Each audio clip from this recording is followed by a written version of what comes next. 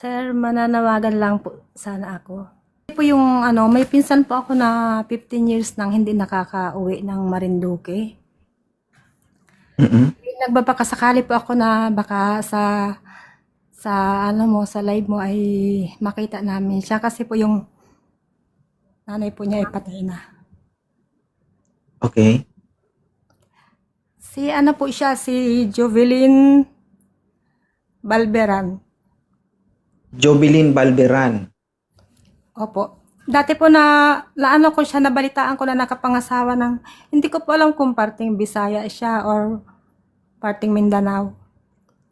Sa mga nakakilala po sa kanya, sana po mapabigay alam po sa kanya na kung nakikilala po ninyo siya. May nunal po siya sa mukha na medyo mataba siyang medyo mabilis Ano yung pangalan ulit? Ano pangalan ulit? Jovelyn Balberan. Jobilin Balberan. Okay. Opo.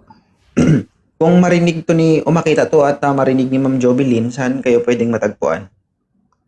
Dito lang po sa may yung Facebook account ko po Lorena Pizarra.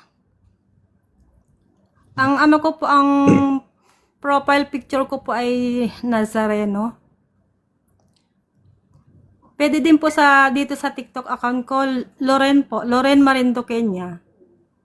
Okay. Kung sino So, kung sino man po ang opo. kung nakikinig siya ngayon, ano gusto mong sabihin sa kanya? Aning, mahirap man yung pagkakataon na magkakita tayo na magkikita kayo ni mama mo ay wala na siya. Sana sa huling pagkakataon makita mo si mama mo. Sana makauwi ka kahit ikaw lamang. Yun lang po, sir. Thank you po. Sana po napagbigay alam na malaman agad yan na sana po sa pamamagitan ng live mo, mahanap po namin siya.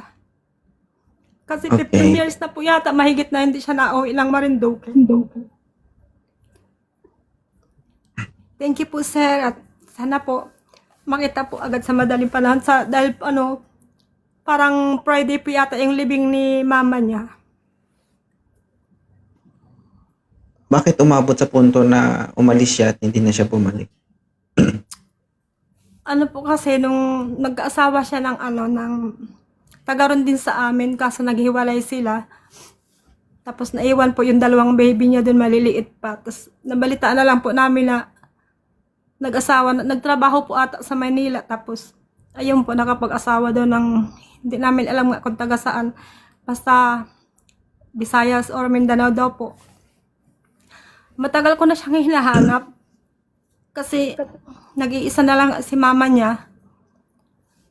Walang kasama sa bahay. Ayun, nung nagkasakit siya, parang 3 months po lang yata siya na nagkasakit, tas nangayayat ng husto.